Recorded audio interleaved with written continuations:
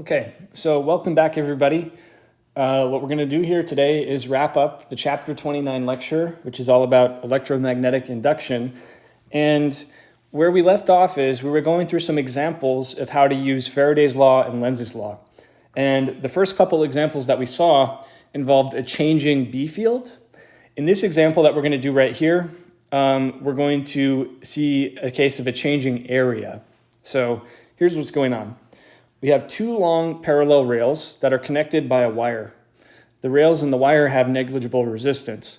A metal bar of length L with resistance R lies across the rails. There's no friction between the metal bar and the rails. So this whole apparatus that we see here in the picture is in a uniform magnetic field B, which is going into the page. So the question here is, what's going to happen if we take this bar and we push it to the right at a constant speed V? Okay, so that's what you're seeing in the picture here.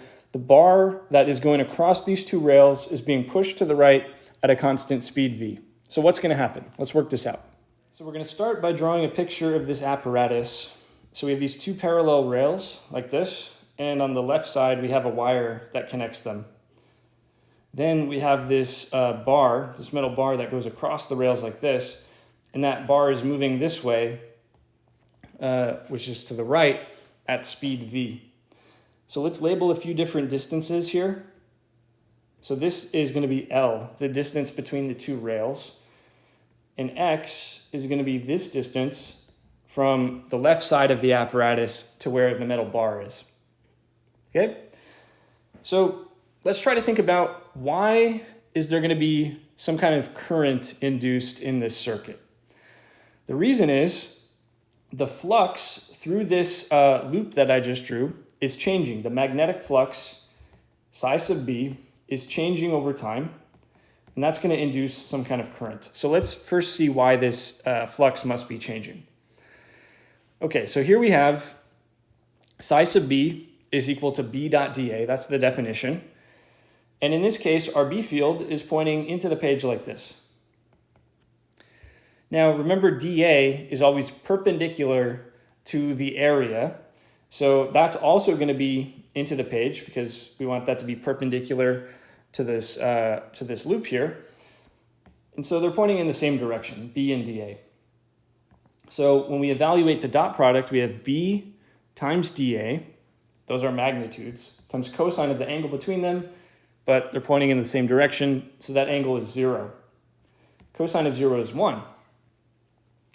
The next thing we want to do is realize that B is uniform over the surface. So B is the same everywhere, and it can be pulled out.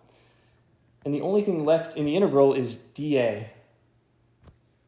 Okay, so if you integrate over all the dA vectors, you're getting all of those different areas all added together. This is just the total area. How do we think about the total area? Let's call that A. Well, it's L times X. It's just this rectangular area. But here's the thing. L stays the same, but X increases with time. That means our area is getting bigger and bigger as time goes on. That means our flux is getting bigger and bigger as time goes on. So the total area can be written as L times X. That means the flux is B times L times X. So we can see the flux is increasing. So magnetic flux, psi sub B, is increasing. So we know we have some kind of current being induced here. We can actually figure out the direction using something called Lenz's law. This tells us that the induced current is going to oppose the change in flux. So here's how we work this out. Since the flux is increasing, that means the induced B field, B induced, is going to oppose the external B field. Now, our external B field is going into the page. Okay, that means our induced B field has to go in the opposite direction. That would be out of the page.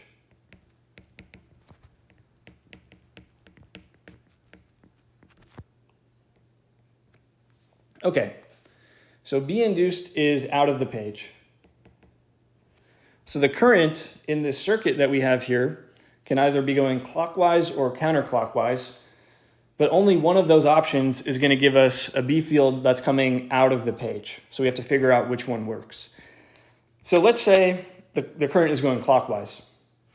Okay, if you take the thumb of your right hand and curl it around the circuit so it's going clockwise, okay, what you're going to find is the fingers of your right hand are going into the page.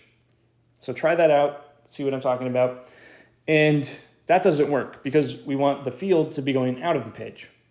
So instead, take the thumb of your right hand and now have it going counterclockwise. Now the fingers of your right hand should be pointing out of the page, which is exactly what we want. We want this induced B field coming out of the page. So I induced is counterclockwise. I'm actually going to draw that current real quick right here. So there's our induced current going counterclockwise. Okay, now the next thing we want to do is figure out, well, how much current is there? The way we can do that is by using Faraday's law. Faraday's law tells us that the induced EMF, epsilon, is equal to N times the derivative of psi with respect to time. And we use absolute values here because we've already accounted for the direction. We don't want to get confused with negative signs. We'll just do absolute values. And in this case, N is just equal to 1, right? It's not like we have multiple turns of wire all wrapped up. We just have a single loop, as you see here. So N is equal to 1. The next thing we do is we take the derivative with respect to time of our flux. But here, let me circle this. B times L times X is our magnetic flux. That's what we found just a second ago. So when we look at this expression, we want to think about what are the constants? Well, B, that's not changing over time. The magnetic field is what it is. It's not changing as time goes on. So pull that out as a constant. Matter of fact, so is L. L is a constant. And the only thing we're left with is dx dt. Okay. So I want you to think about this. This is the rate of change of x with respect to time. You should recognize that this is what we call the velocity. Okay? So if x is not changing over time, that means it's staying in one fixed position.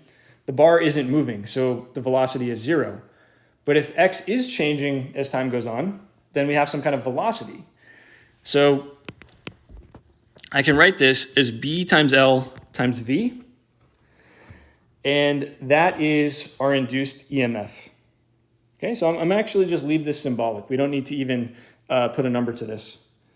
The next thing we can do, now that we have the induced EMF, is write epsilon is equal to I times R. This is just Ohm's law. It tells us that, oops, sorry, my cat just stepped on the screen. This tells us that the induced EMF, or the voltage, that's just another word for voltage, is equal to I times R. That's Ohm's law. So the current that is induced is epsilon divided by R. And we just said over here that epsilon is B times L times V. So if we divide that by R, we have our induced current. So there it is. That's the symbolic expression for the current that gets induced in this apparatus when we move the bar at some speed. And so these are the results. We have an EMF induced in this circuit, which is equal to B times L times V. And we also have a current induced in the circuit. We find that that's B times L times V divided by R, that resistance. So the current also flows counterclockwise. So let's show that on our diagram. There's our counterclockwise current. That's what's happening. So merely by moving this bar along the rails, we induce this current.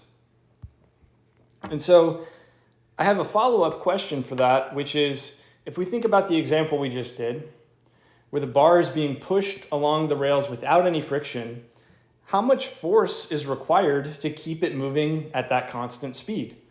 So again, there's no friction. How much force is required to keep it moving at that constant speed? Is the answer 0, meaning you don't actually have to push it, it just kind of moves on its own once you set it in motion? Or is it B, a non-zero force, meaning you have to keep pushing it to maintain that motion? So try to decide which one is your answer, and then we'll go through it. So pause the video, try to think about it for a second, and then we'll go through it. I'll start by just giving you the answer. The answer is non-zero force. So even though as the bar moves, there's no friction opposing the motion, you still have to push the bar forward in order to keep it moving at that constant speed. So other than friction, in other words, there is some kind of force opposing the motion of the bar as it moves. So let's try to figure out what that is. So I'm going to draw the bar like this. And we said the current was going counterclockwise. So where the bar is, the current is going straight up like this. So there's I. But also this entire thing is in a magnetic field, which is going into the page like this. So it's moving forward to the right at some velocity. There it is. Now, let's remember something. When you have a current in a magnetic field, there is a force associated with that. The magnetic force is equal to I times L cross B, if you recall. So let's get a handle on this. The L vector points in the direction of the current. The B vector is going into the page. So if we want to get a handle on the direction of this force, we have to use the right-hand rule. So remember, you point the fingers of your right hand in the direction of the current, so that's going straight up, and then you curl them in the direction of the B field, so that's into the page, and when you do that, your thumb should be pointing to the left. So the force is to the left. So the magnetic force is right there to the left. So notice how the magnetic force is against the direction of motion, right? So if all that you have is this magnetic force, it's eventually just going to slow the bar down until it stops. So to keep it moving forward at that constant speed, something is going to have to push it in the forward direction. You have to keep applying a force in the forward direction that's at least as big as the magnetic force to keep it moving forward. Okay, that's the idea. So yeah, you do need to push it forward with some force, even if there's no friction. So I'd like to keep going with this example and try to analyze what's going on in terms of energy. So the point that I'm broadly trying to make here is, look, when we push this bar, we induce some kind of current in the circuit. And when you have current flowing in the circuit, you have electrical energy that's being produced. Now, where is that energy coming from? It's not just coming out of nowhere. I mean, you don't get energy for free. Energy is conserved. So let's get some kind of understanding of the energy considerations that go on here. So we're going to start with this. We have a free body diagram of the bar, and assuming no friction, there are only two forces. Okay, the force of your push is going to the right, and then the magnetic force is opposing that, going to the left. So those are the forces involved in this process. Now, in this case, we're imagining the bar is moving at a constant speed. So remember, constant speed means no acceleration. So if we use F equals ma to analyze what's going on with this bar, here's what we have. We have the push force minus the magnetic force equals 0. And again, 0 is what we put in for acceleration. That's what happens when you move at a constant speed. So rearrange that, and you'll get that F push is equal to FB. That's just a statement that in order to make the bar move at a constant speed, you have to push with exactly as much force as the magnetic force is pushing against you. And the magnetic force is given by IL cross B. But in this case, we just want to look at the magnitude of that force. So we have a cross product. Remember how you take the magnitude of a cross product. So we have I out front, then we have the magnitude of vector L, and then the magnitude of vector B, and then sine of the angle between them. So the current is going straight up, and the B field is going into the page. So they're at a 90-degree angle. Okay, so we do sine of 90 right there. And by the way, sine of 90 is 1. So that's what that will turn out to be, just 1. Now, previously, we just found that the current I is equal to BLV divided by R. So let's actually plug that in. The current I becomes BLV divided by R, and that's multiplied by L times B. And then again, sine of 90 just goes to 1. So overall, we have B squared times L squared times V divided by R. That's what we have for the force of the push. Okay? So now let's ask a question about power. So what is the mechanical power that you put in via the push force? Remember the definition of power. It's energy over time. So for mechanical power, the energy is the work that you do, and the time is, well, let's just call that dt. So it's dw divided by dt. It's the work you put in divided by the time. Now, if you remember what the definition of work is, it's force acting over a distance. So in this case, we have the force of your push times dx, which is some little distance that you move the bar. That's how work is defined. It's force times distance. And notice how we have dx over dt. So how far you moved divided by how long it took you to move in that time is just velocity. So we have F push times velocity. So in other words, just take the expression for F push that we just found and multiply by V. So we have B squared times L squared times V divided by R times V again. So write this more compactly. Everything on top is getting squared, right? So just write BLV, that quantity, squared, divided by R. That's the mechanical power that you put in via the push force. So a natural follow-up to that would be, what's the electrical power that you get out as a result? Well, electrical power is defined in the same way. It's just energy over time, but there's a formula for it that's very useful, which is I squared times R, if you recall. So what we're going to do here now is take our current and square it. So BLV divided by R, that's the current. Square that and then multiply by R. Well, we get the same exact answer. So on top, we have BLV, all of that getting squared, divided by R.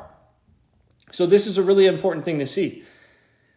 Energy is conserved, okay? The mechanical power that you put in by pushing this thing is exactly the electrical energy you get out. And this, of course, assumes no friction. Okay, so if there is friction, then you have to put even more energy in to get it to move. But overall, energy is going to be conserved. So what's happening is mechanical energy is being converted to electrical energy. But overall, energy is conserved. You're not getting this energy for free. So last little follow-up to this example of the sliding bar on these rails. What we have is a metal bar that lies across the two parallel rails, which are connected by a wire. There's a uniform B field pointing out of the page. If the bar is pushed to the left, which way is the induced current going to flow? Is it going to be clockwise or is it going to be counterclockwise? And as a follow-up, what is the direction of the magnetic force in this case? So try to work both of these out, pause the video, and then we'll come back to it and see what the answer is. Let's sketch out a picture of what's going on here. Once again, we have these two rails, which are connected by a wire, and then there's a bar, which is sliding across the rails. This time, it's going to the left, like this. Our B field is out of the page. So there it is. And let's think about what's happening to our magnetic flux over time. So if we call this distance between the left side and where the bar is, we call that x, and we call this vertical distance L, the area is L times x. And clearly, since the bar is moving to the left, x is getting smaller over time, so the area is also getting smaller over time. This means our magnetic flux is decreasing. Okay, because our area is getting smaller over time, so there's going to be fewer and fewer B field lines going through that area as time goes on. Okay, since we have a decreasing magnetic flux, Lenz's law tells us that the induced B field is in the same direction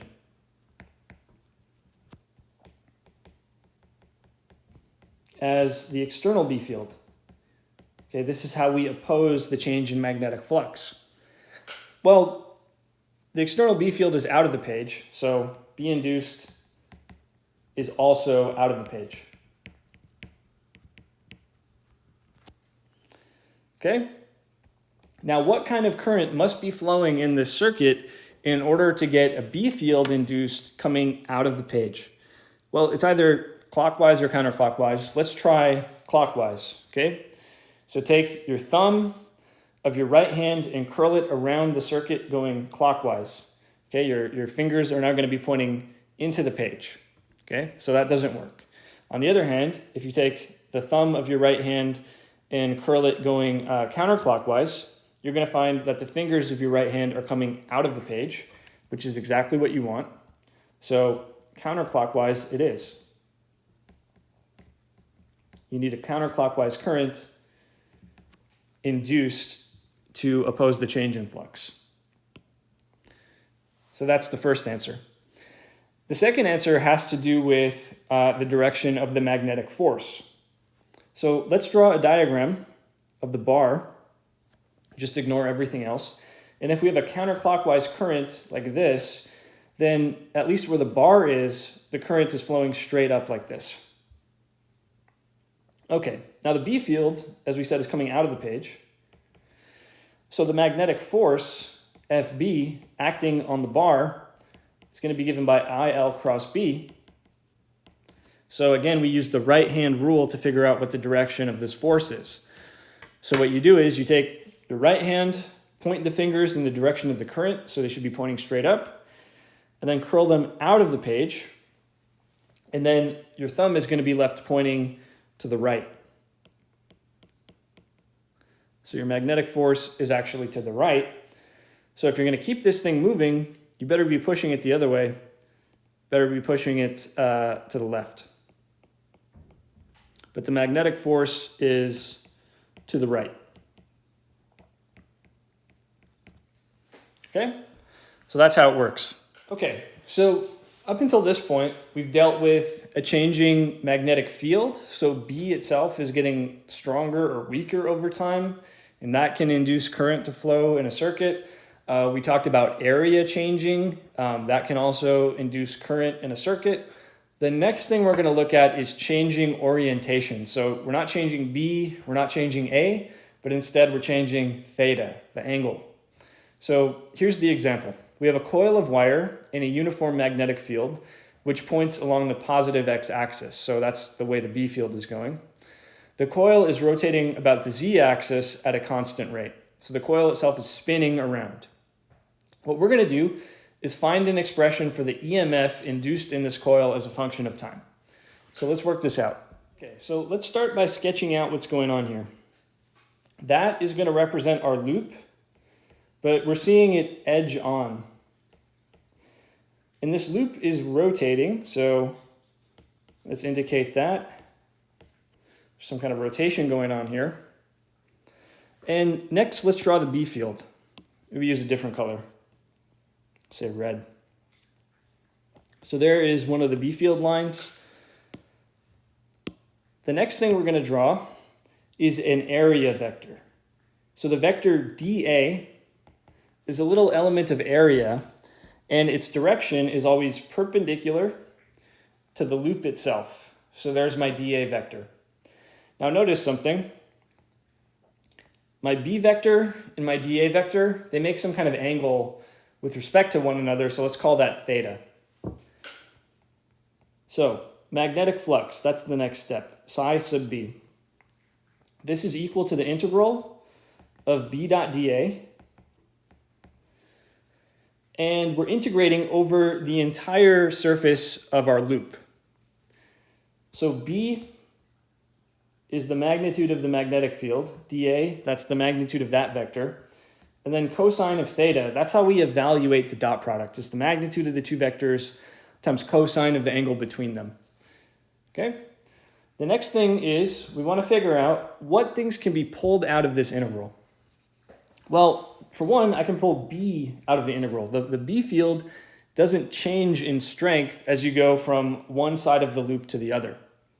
And in a similar way, theta is the same everywhere over the surface of the loop, okay? Because your loop is perfectly flat. Your dA vector always makes the same angle with b regardless of where on the loop you are. So that's a constant. And then we have dA. Of course, if I integrate over all my dAs, I just get the total area. And we don't want to say anything too specific about what kind of area this is, so let's just call it A.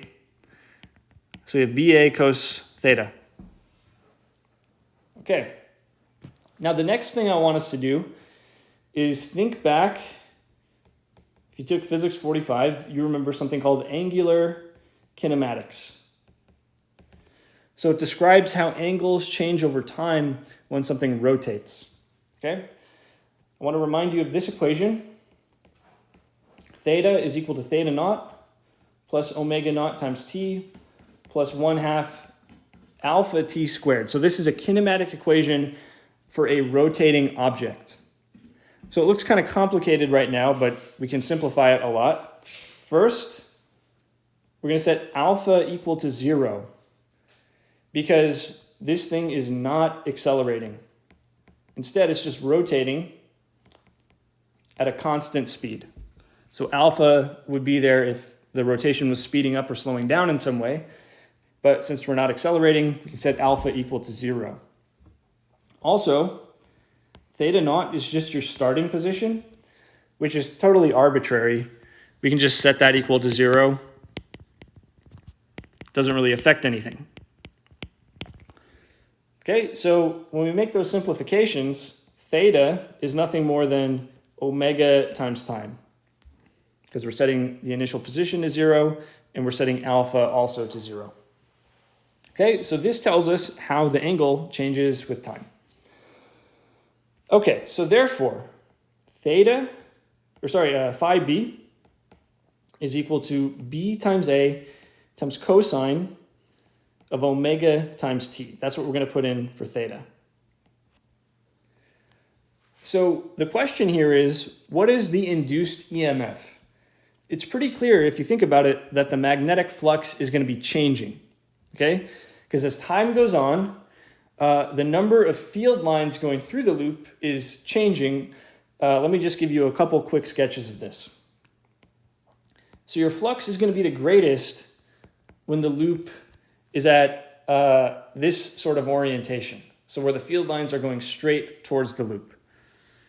On the other hand, as the loop rotates, sometimes it's going to be lying perfectly parallel to the field lines, in which case you have no flux. There are no field lines going through the loop in this case, but in the other case, the flux is at a max. So that's kind of the reason, conceptually, why we expect the flux to be changing over time. So we know from Faraday's law that this will lead to an induced EMF, which is equal to N times the derivative of flux with respect to time. So N is the number of turns of wire in the loop. Just leave that as a variable. But what we're taking the derivative of is B times A times cosine of omega t. That's fundamentally what we're doing.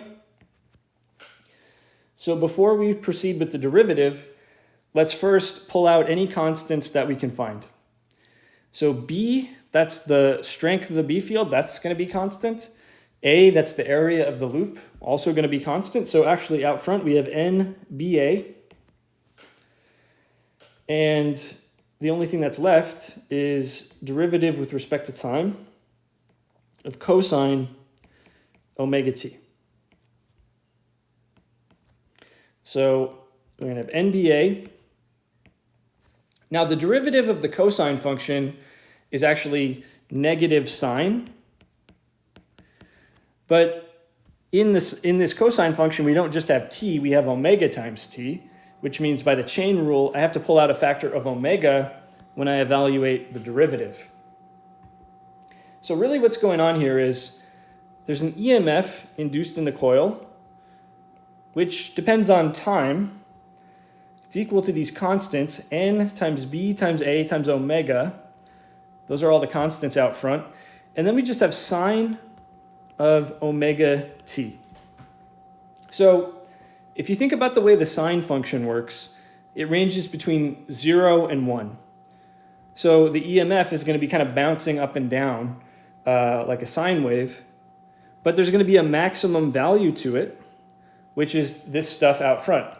The maximum EMF we get is equal to n times b times a times omega. Okay? So, by the way, what is this device called? It's called a generator. We've just generated electrical energy, and it's not DC electrical power, it's actually AC. Alternating current is what we've got by doing this. So here's the result. The EMF as a function of time just varies according to a sine function, and we can think of it as being epsilon max times sine omega t, where epsilon max is equal to n times a times b times omega. Okay, so let's carefully explain what those variables mean right now, because we kind of glossed over it before. N, that's the number of turns of wire in the coil. A, that's the area of the coil. B, that's the strength of the magnetic field, of course. But omega is the angular frequency of the rotation. So it's telling you how fast this thing is rotating. It's measured in units of radians per second. So as this thing rotates, it moves through some kind of angle. We measure that angle in radians. Divide by seconds, we get an angular frequency for the rotation. So how fast it's rotating. All right, so what we have here is what's called an AC generator, as I said before. And the way it works is you have a coil which is rotating in a magnetic field, and as a result of that, you're going to get this sinusoidal voltage that has the same exact frequency as the rotation. So in other words, let's say the coil rotates at 60 hertz, okay? That means the voltage that you get is also going to have a frequency of 60 hertz, meaning that's how quickly it bounces up and down. So if we look at the graph of the voltage, that's what's shown at the top. It's going to go up and then down to a negative value and then back up and then back down. It's just varying like a sine function. So to take a look at what this looks like as the coil rotates, there's our sinusoidal voltage going up and down as the coil rotates. And again, it has the same exact frequency as the rotation. Now, this is very useful because, of course, if we take this coil and we connect it to some kind of device, like let's say a light bulb or anything else you might want to power, the AC voltage that you generate can power the device, whatever you connect it to. And in fact, this is the basic principle behind power that's generated that lights our homes and keeps the power on in our homes. So let's do a little bit of a follow-up here. Let's say we have an AC generator that consists of a circular coil of wire with a diameter of 16 centimeters, and that's in a uniform magnetic field that has a magnitude of 0.15 Tesla. You want to generate a sinusoidal voltage with a frequency of 60 hertz and a maximum of 175 volts. How many turns of wire should the coil have? Then as a follow-up, if the generator is connected to a load with a resistance of 45 ohms, what is the maximum current that you're going to get as a result? So try to work this out. Pause the video, see what you come up with, and then we'll go through it together. So the first thing we want to see is that the maximum EMF, or the maximum voltage, we derive this. It's given by N times B times A times omega. So all we really have to do is rearrange this. If we're trying to find N, the number of turns of wire we're going to need in this coil, that's equal to epsilon max divided by B times A times omega. So as long as we know what these numbers are, it's pretty much a straight plug and chug. So as far as B goes, that's given to us. That was 0.15 Tesla. That's the strength of the B field. As far as the area goes, this is a circular coil, so the area is going to be given by pi r squared. And what we'll do is we'll plug in the radius. We're given the diameter, not the radius, so we're going to take half of the diameter to get the radius. 16 centimeters or 0.16 meters. We'll square that. And this comes out to 0.020106, but hey, we're only going to keep 3 sig figs. Units are meters squared. Okay, what about omega? Let's be really careful about this. So omega is the frequency, like how fast this thing is spinning. And, well, we want it to be 60 hertz. Hopefully you remember what the definition of hertz is. Okay, it's cycles per second. Okay, so the number of cycles per second is the frequency measured in hertz. But if you recall, we don't want this to be in cycles per second. We want this to be in radians per second. So we have to do sort of a unit conversion here, where in every 1 cycle, we have 2 pi radians. So every time the coil rotates for a complete cycle, it's rotated through 2 pi radians in terms of the angle.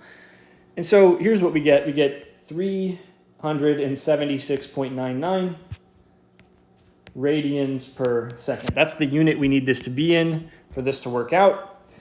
We're also just going to keep 3 sig figs here. Okay, so N, the number of turns of wire. Well, on top we have epsilon max, and I actually forgot to write this down, but we want the maximum voltage to be 175 volts.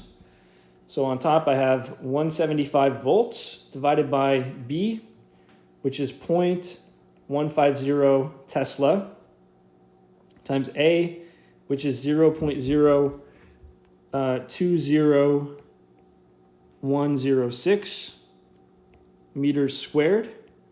And then finally we have omega, which is 376.99 radians per second. Okay, so without doing the unit analysis, this comes out to just a pure number. It's the number of coils, or the number of turns of wire we have in the coil. And it's 153.95, but I'd want to round this to a nice 154 turns of wire. Okay, so here's the next thing. We know that the maximum voltage, or the maximum current, is equal to 175, but we can actually relate that, we can relate that to the maximum current by Ohm's law. So the maximum voltage is equal to the maximum current times R. That's how this would work. So if we want to find the maximum current, we just take the maximum voltage and divide by R. Okay, so we have 175 volts divided by resistance of 45, which is measured in ohms, which is volts per amp. And this gives you 3.88 repeating, but we only keep 3 sig figs. Units are amps. So we would say 3.89 amps. That's the maximum current you're going to get. And just to say a little bit more about that, our voltage, if you plot it against time, it looks like a sine wave, right? The same goes for your current. It's a sinusoidal current going up and down like this at 60 hertz. It just so happens that the peak, or the maximum you get, is 3.89 amps. So that's what you should be envisioning here as far as the current flowing through this coil. Okay, so this is kind of a follow-up to what we've been talking about up until this point. And the follow-up question is, when we have a coil rotating in a magnetic field, it produces alternating current. So that means we're getting electrical energy out of this process. We know that energy overall is conserved. So the question is, where is this energy that we're producing coming from? So I want you to pause the video, think about what the answer is, and then we'll go through it. So this is basically what's going on. In order to make this coil rotate in the first place, you need to do work. You need to put energy into the system. In particular, what you're doing when you make the coil rotate is you exert a torque on it to turn the coil. Okay, and unless you're putting that work in, you're not actually going to get the coil to rotate, and you're not going to get this energy out in the first place. So the next thing we want to do is take a look at some of the details of that. So here's what I want you to kind of have in mind here. If we want a coil to spin in a magnetic field at a constant speed, we need some kind of external torque acting on it. We need something like an engine or a person putting a torque in to make it move. That's the idea. So remember that when we have a loop of current in a B field, the B field can exert a torque on that loop. Okay, so basically what's happening here is you have an external torque. Okay, this is provided by an engine or some other source. And then you have the B field exerting a torque, and those go in opposite directions. So sometimes we call the torque that the B field exerts the counter torque, because it's going against the torque that you put in. Okay, so that's what you should have in mind, these two opposing torques. And if you recall the way rotation works, there's sort of this analogy to F equals ma, which says the net torque acting on an object is equal to I, which is something called the moment of inertia, times alpha, which is the angular acceleration. But in this case, we've only got these two torques, which are the B field torque and the external torque, and they're going in opposite directions, so we can subtract them.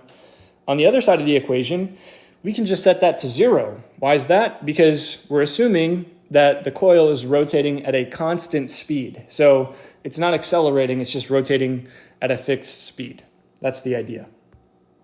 Okay, so from that, we know that the magnitude of the external torque is equal to the magnitude of the torque that the B field exerts. So tau external is equal to tau B.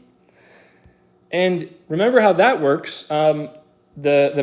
The torque that a magnetic field exerts on a coil that has a current going through it is equal to mu cross B. Okay? So what we're doing here is we're taking the cross product of mu and B.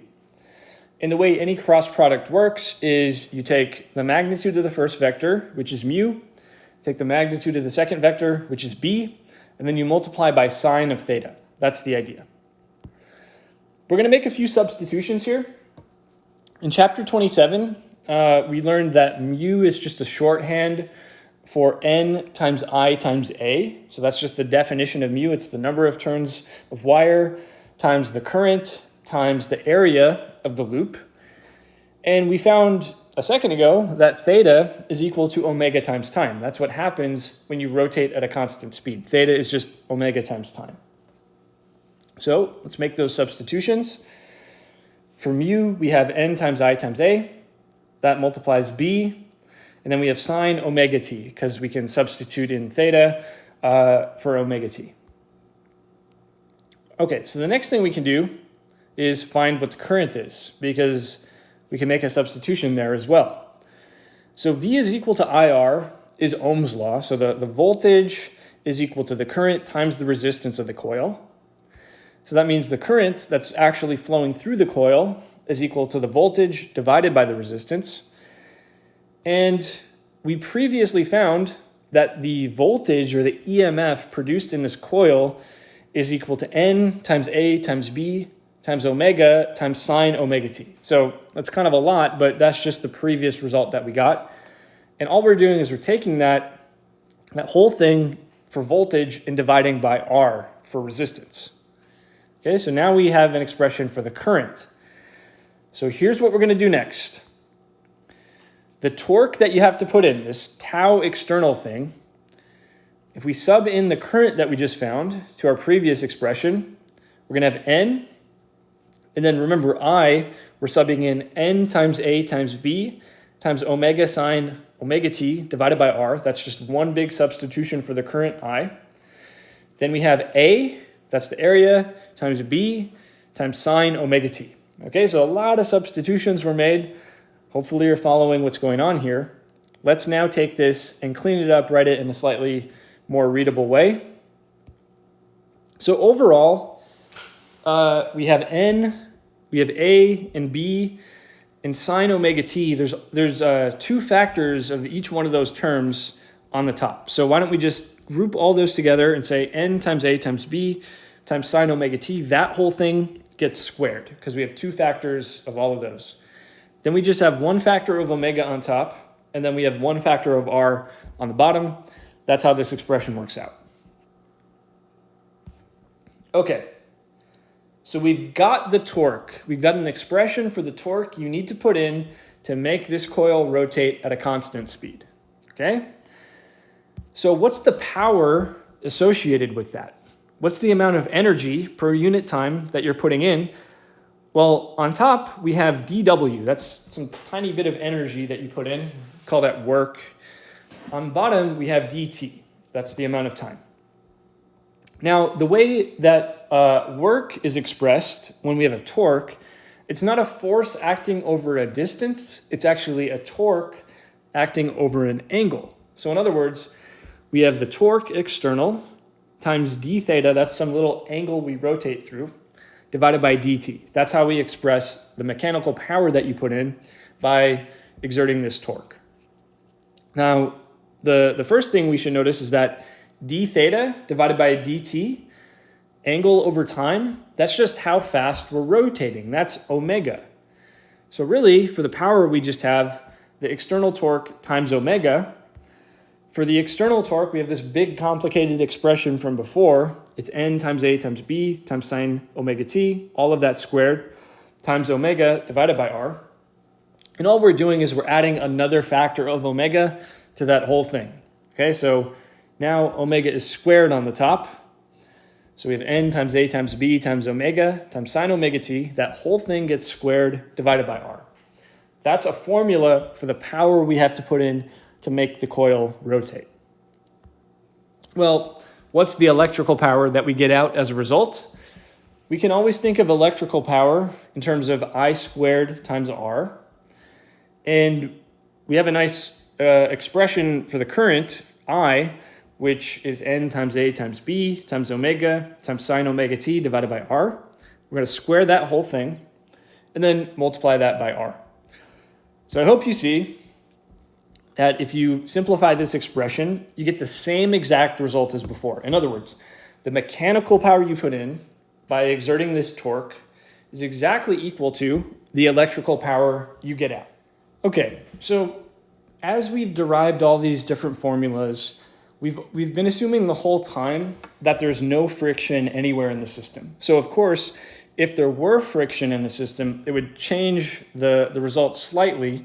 So when we assume there's no friction, every bit of energy that you put in, you get out in the form of electrical energy. Now, that's not really what happens in a real generator, because any real generator is going to have some kind of friction that you have to fight against in order to get the coil to start rotating. So in a real generator, you actually get less electrical energy out than what you put in, because some of that energy is just wasted in the form of heat generated by friction. That's the idea. But the overall point remains the same, is that the energy you put in is equal to the energy you get out because it doesn't come for free. It doesn't just come out of nowhere. So the bottom line here is the induced current we get through this effect called electromagnetic induction, it's not free energy. Okay? Energy is conserved. This does not violate conservation of energy. And any energy we create in the form of electromagnetic induction has to come from other sources. So if we take a look at the kind of two examples that we really went into detail about as far as energy is conserved, remember on the left side here, we have a bar moving along some rails in a magnetic field, and that creates a current in the circuit, okay? So in order to actually get that energy in the form of this electrical current, you need to exert a force and you need to do some mechanical work, okay? So you have to put energy in to get that electrical energy out. In the same sense, when you rotate a coil in the magnetic field and you produce this alternating current in the coil, that energy doesn't come for free. You have to put work in to get that energy out. That's the idea. Okay, so the next thing we're going to do is look at kind of a challenging example. So up until this point, we've looked at cases where you have a B field going through some kind of loop of wire, and if the B field is changing, then you induce a current in that loop of wire. Another case we looked at is the area changing. That can also induce a current. And then finally, we looked at the case of the angle changing. That's the coil spinning, in other words. And in all these cases, we can induce a current in the magnetic field. But what if we allow multiple variables to change at the same time? So in this case, what if the B field and the area are both changing at the same time? What then? So here's what's going on. We have the metal bar of length L, that's 38 centimeters, and resistance 1 ohm, lying across two parallel rails that are connected by a wire. Initially, B is equal to 1 Tesla, and X is equal to 10 meters. So X tells you how far away the rail is from the end. At t equals 0, the bar begins to be pushed to the left at a constant speed of 2.45 meters per second, and the B field strength begins to increase at a constant rate of 0.1 Tesla per second. Okay, the question is, what is the induced current at t is equal to 3 seconds? Is it going clockwise or is it going counterclockwise? So let's work this out. All right, so let's start by drawing the apparatus. We have these two parallel rails and a bar that goes across them. On the left side, those are connected by a wire. In this case, the bar is just moving to the left like this. That's v, our velocity. And let's label some distances that are going to become important later. So L is here. That's the distance between the two rails, and then X is the distance between the left side of the apparatus and where the bar is. So we're going to be thinking about magnetic flux. If we want to know what kind of current is induced here, we have to start thinking about magnetic flux. And this is the integral of B dot dA. So our B field is pointing straight out of the page like this. In dA, remember how this works, it's always perpendicular to the area that you're looking at. So out of the page would be perpendicular to this rectangular area that we're looking at. So they're both pointing out of the page, which means when we evaluate the dot product, we have B times dA, those are the magnitudes, and then cosine of the angle between those two vectors. Sorry, I should have wrote cosine 0 because there is 0 degrees between them, meaning this goes to 1. Okay, the next thing to see is that we can pull out B from the integral because B has the same value over the entire area that we're looking at. So it doesn't change in value from location to location. We can pull it out of the integral. Then we should recognize that the integral of dA is the area of the circuit that we just drew. So it's the total area, and we can just call that capital A. So bottom line is the magnetic flux is given by B times A. That's it. And of course, if the magnetic flux is changing, which it is, we're going to have an induced EMF, which is given by N times d psi dt. Okay, that's just Faraday's law. In this case, what's N equal to? Well, that's just 1. We only have one loop in this circuit here. It's not like we're wrapping a wire around many, many times. So n is just equal to 1. And then we take the time derivative of flux, which is b times a. So I'm going to write the flux as b times a in our expression. Now in this case, we have to be careful because we can't really pull any constants out of this. B is changing as time goes on, and a is also changing as time goes on. So in order to evaluate the derivative, we have to use the product rule because we have a product of two terms. So this is how it goes with the product rule. We have dB dt times a, so the derivative of the first term times the second term, plus the first term, which is b, times the derivative of the second term, which is dA dt. So that's how we apply the product rule to get the derivative of b times a. Okay? And we have to do that because both b and a in this case are changing. All right, so now let's figure out how to actually plug numbers into these 4 different terms that I wrote down. And we'll start with this. X, okay? The position X that you see in the diagram is, of course, not constant because the bar is moving to the left at a constant speed. But the way we can write how X is changing in time is to say, look, we start off at some position, call that x naught. And then if I just subtract v times t, because we're moving in the negative x direction, right? We're moving to the left. That will tell me what x will be at any given time.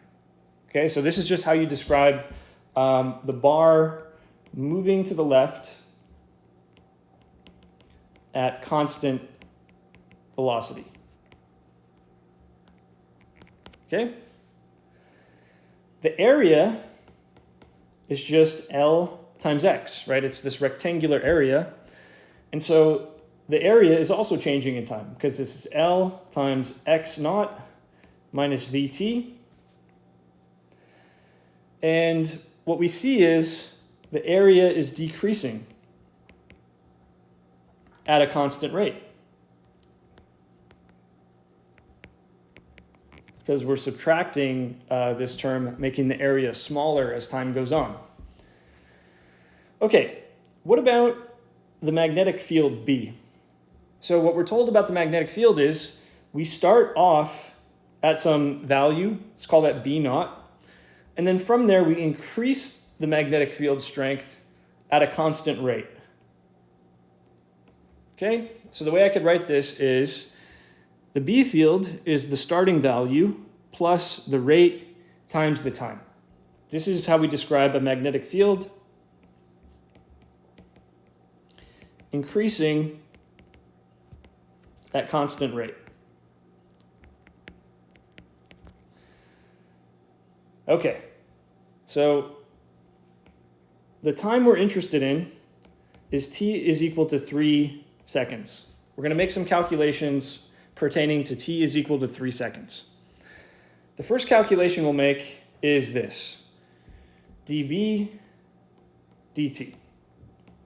Well, we have a constant term, so we get 0 when we take the derivative of that. And then we have r times t, so that's just the rate.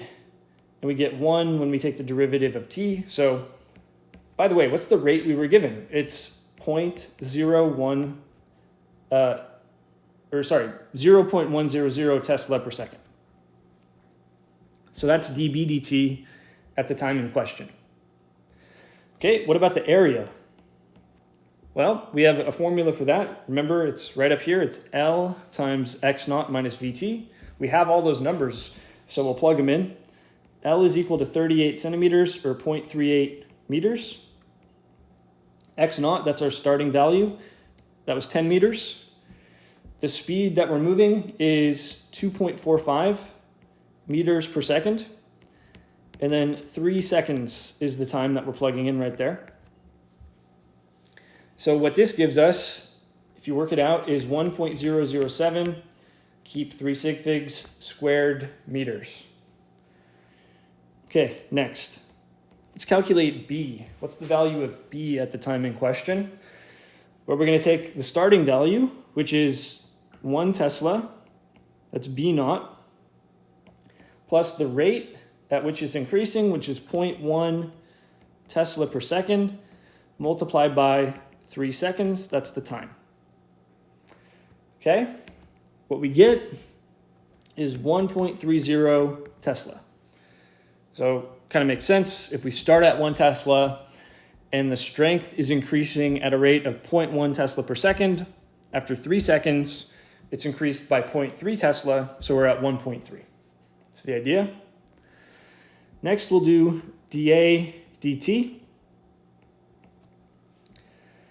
So that's going to be the derivative with respect to time of our A expression, which is L times x naught minus L times V times t. Okay? So the derivative of the first term, L times x naught, those are both constants, so we just get 0 right there. And the derivative of our second term is minus L times V. Okay, so there it is. And we can actually put numbers in to get an answer. We have minus L is equal to 0.38 meters, and V is equal to 2.45 meters per second. What does this work out to? We get something negative 0.931 meters squared per second. All right, so we're about to get the induced EMF, okay? Let me just scroll back up here, point to this in red so you can see it real clearly. I have all the numbers that I need to plug into this expression in order to get the induced EMF. So now we're going to plug them in. Okay, so the induced EMF epsilon, that's equal to magnitude of dB dt, which is 0.100 Tesla per second, times A, which is 1.007 meters squared, plus B, which is 1.30 Tesla, times dA dt, which is minus 0.931 meters squared per second. And then we take the absolute value of the whole thing. That's how this works. So you have the absolute value of, okay, the first term is 0.1007. The second term that we're subtracting is 1.2103. And the units do work out to volts. We're talking about an EMF, so it's volts. And, okay, when you work this out, we have absolute value minus 1.1096, but we're going to want to round off to that second decimal place like this. Units are volts. And again, we're taking the absolute value of this thing, so let's just say 1.11 volts. That's our induced EMF.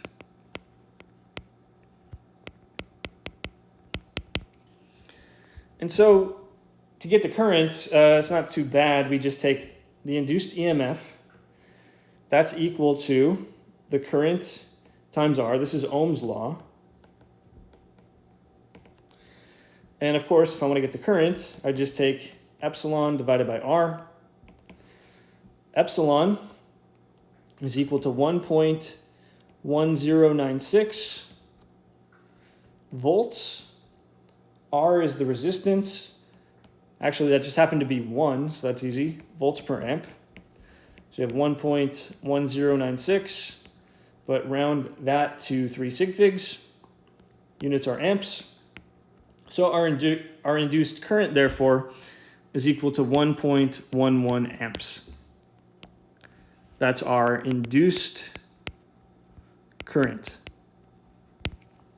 All right, so there's actually another aspect to this problem. We found that we have an induced current of 1.11 amps, but which direction is it going? Is it going clockwise or counterclockwise? We have to work this out. So first, I want us to remember that our induced EMF was dB dt times A plus B times dA dt. And we plugged the numbers into that and went from there, but fundamentally this is the expression that we're working with. And I want us to notice that we have two terms, term 1, term 2. Okay, so what does term 1 have to do with? What is this all about? Well, term 1 has to do with the fact that the B field is increasing.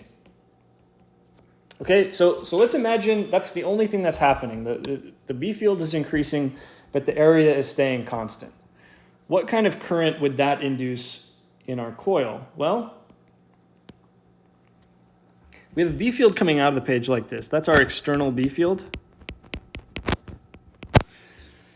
And if we're increasing the strength of that B field, that would tend to increase the flux.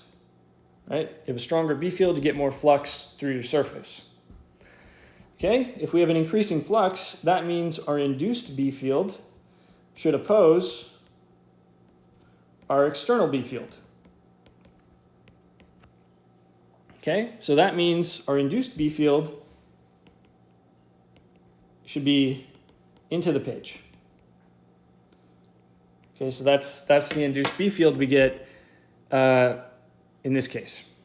All right, so if you want your induced B field to be into the page, think about this. Take the thumb of your right hand and curl it around the coil going clockwise, okay?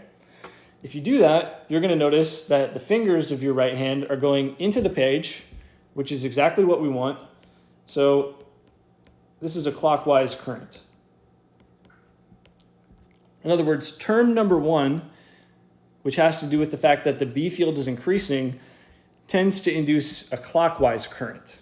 Okay, but what we're going to find is if we look at term number 2, we get sort of a different story.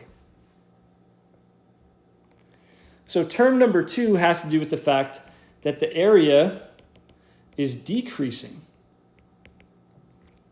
Okay, so even though the B field is getting stronger, the area is decreasing. That's what the second term is about, because that's dA by dt. Well, if we think about this, if the area is decreasing, that tends to decrease the flux, right? Because if we have a smaller area, there's fewer B field lines that can go through it. And in this case, we would expect an induced current to go with, or be in the same direction as B external. So in this case, we would expect B induced, the induced B field, to be out of the page in the same direction as the external field, right? Well, in that case, this would be a counterclockwise current, creating this induced B field. Okay, so you can work that out with the right-hand rule. You need a counterclockwise current to get an induced B field coming out of the page. And so it looks like term 1 and term 2 are kind of competing, right? Term 1, the bigger that is, the more we're going to tend to get a clockwise current. And then term 2, the bigger that is, the more we're going to get a counterclockwise current. So we just have to think about which one of these wins out. Well, in the calculation we did, if you go back to it, term 2 actually ended up being bigger than term 1, okay? So therefore, we get a counterclockwise current. This is what wins out, not the clockwise current. That's the logic behind this one.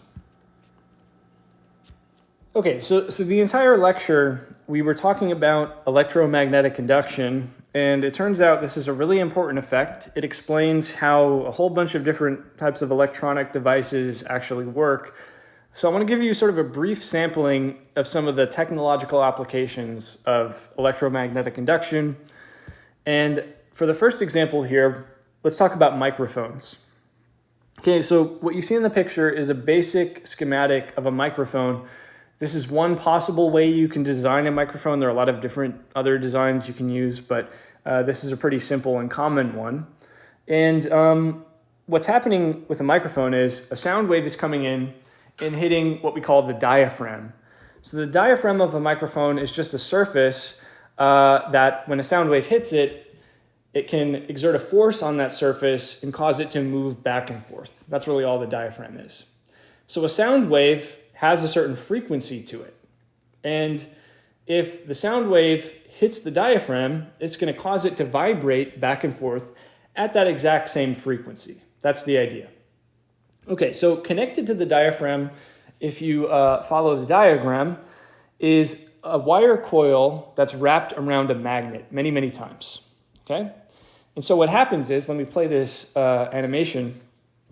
Sound wave comes in, hits the diaphragm, makes it move back and forth. That makes the coil move over the magnet in and out. Okay?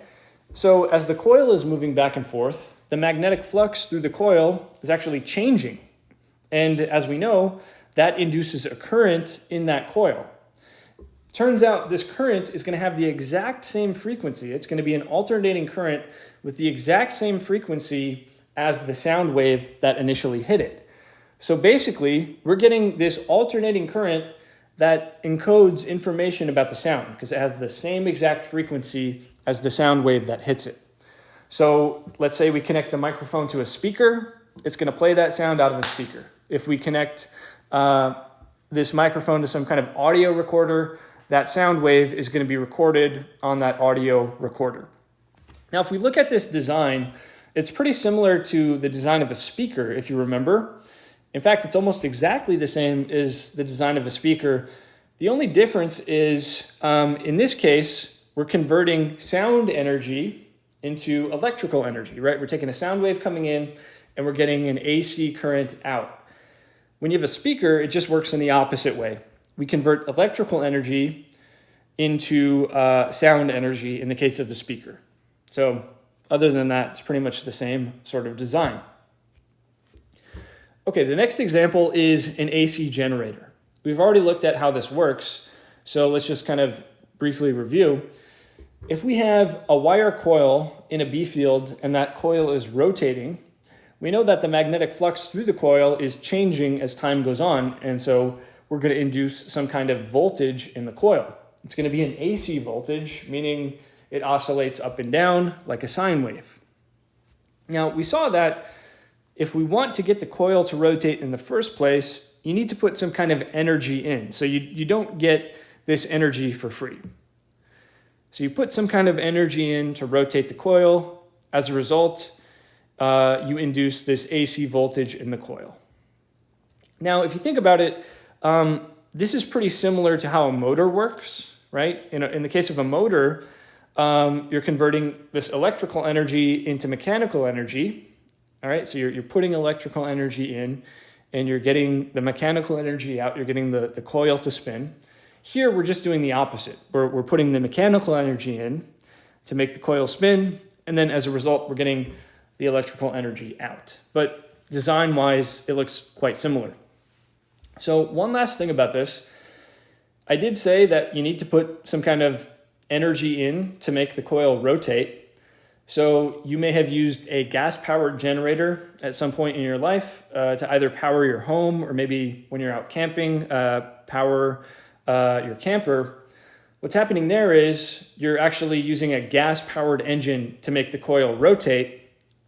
On the larger scale, the generators that are used in the big power plants that power our entire electrical grid, sometimes nuclear power is used to make the coil rotate, or sometimes you burn coal to make the coil rotate. Whatever the case may be, you need to put some kind of energy in to get that AC power out. And this is the basic principle behind not only little generators that we use to power like a camper, but also the big generators that power the entire electrical grid. This is basically how it works. Okay, so the next thing is transformers. So basically what a transformer does is it transfers AC electrical energy from one circuit to another, but it either increases the voltage or decreases the voltage. So you can step up the voltage or step down the voltage with a transformer, depending on exactly how you design it. Now, transformers, you see these all over the place. If you ever look at a power line, you can probably see a transformer attached to it. And this is basically how it works. So on the left side, notice how we have this coil, which we're going to call the primary coil, with NP turns of wire. So NP is the number of turns of wire in the primary coil. That's on the left side. And this is, by the way, wrapped around a big iron core. Okay? So what we do is we put in some kind of AC power on the primary side, and the voltage there, the peak voltage, is what we'll call VP. So V primary is the voltage on the primary side. Okay, on the other side, if we look to the right, we notice we have something called the secondary coil.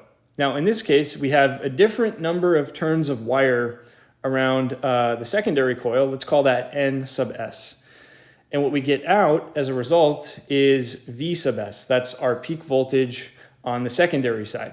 So basically, you can connect a circuit at the primary side and connect another circuit at the secondary side, and you're going to get two different voltages, okay? And let's work out exactly how those voltages relate to each other. All right, so to understand what's going on in a transformer, let's start with Faraday's law, which says that the induced EMF, epsilon, is equal to N, the number of turns of wire, times d psi dt, that's the derivative of magnetic flux with respect to time. Okay, so let's just rearrange that to say the derivative of magnetic flux with respect to time is equal to epsilon divided by N. Okay? So we can actually do something with that result that I just wrote down. If we realize that the B field inside of the iron core loops around like this. Okay, so in other words, if this over here is our primary coil, and this over here on the right side is our secondary coil, there's just as much flux, equal flux, through both coils. Because any field line that goes through the primary coil is also eventually going to loop back around and go through the secondary coil. So equal flux is what we'd say about that. Well, what did I just write down? I wrote down that the derivative of flux with respect to time is equal to epsilon divided by N, or voltage divided by N. Well, this is telling us that the ratio of voltage divided by N should be the same for both coils because we have the same flux for both coils. So I can write Vs divided by Ns is equal to Vp divided by Np. And if I just slightly rearrange this, I can make it say Vs divided by Vp is equal to Ns divided by Np. And this is called our transformer equation, okay? So this tells us that the voltages will be different, Vs and Vp, as long as the number of turns of wire we use is also different. So if I set the number of turns of wire just to the right values, I can change the voltage by however much I want. And so to expand on that a little bit, let's take a look at two different cases, okay? What if Ns is bigger than Np? What happens then? Well, it should be pretty clear just looking at the equation that that will imply that Vs is bigger than Vp, meaning if we have more turns of wire on the secondary coil than in the primary, then we're going to get a bigger voltage on the secondary side compared to the primary. So what we're doing here is we're stepping up the voltage. We're going to have bigger voltage out than what we put in. On the other hand, if Np is going to be bigger than Ns, well, then we have Vp is bigger than Vs. Okay, so it's just the other way around. In this case, we're getting a smaller voltage out compared to what we're putting in. That's called stepping down the voltage. So we can either step up or step down the voltage depending on how we design these coils. Okay, so the last thing I want to touch on here is sort of a big picture look at our electrical grid, how it works. And what I want you to come away from this thinking is at every level, Faraday's law comes into play. It's really important for how our electrical grid actually works. So if we start with the power plant, where the power is initially generated, okay, this could be a nuclear power plant, it could be a coal power plant, it could be a hydroelectric plant, all kinds of different scenarios here. But what's going on inside that power plant is you have a huge generator, okay? And we already saw that the way AC generators work is through Faraday's law. You need to understand it in terms of Faraday's law. Okay, now what we want to do is we want to take this AC power and transmit it to your house or wherever it needs to go. So the first thing we're going to do is use a transformer to step up the voltage. So what we want to do is increase the voltage so that we can carry this power over really long distances. Okay, and the way you do that is with a transformer, as we just saw. And the way transformers operate is they rely on Faraday's law. So now we've stepped up the voltage. Now we have these big transmission lines that carry the power over really long distances. But once we get to a residential area, what we want to do is deliver this power at a lower voltage so it can go into your house. So we have another transformer that steps down the voltage, and now we're going to these distribution lines. These are the smaller sort of power lines that you might see in a more residential area, okay? So we step down the voltage to go to the distribution lines. So the last thing that happens then is there's another transformer that steps the voltage down even further before the power enters your home. Okay, so now it's safe to use inside of the home.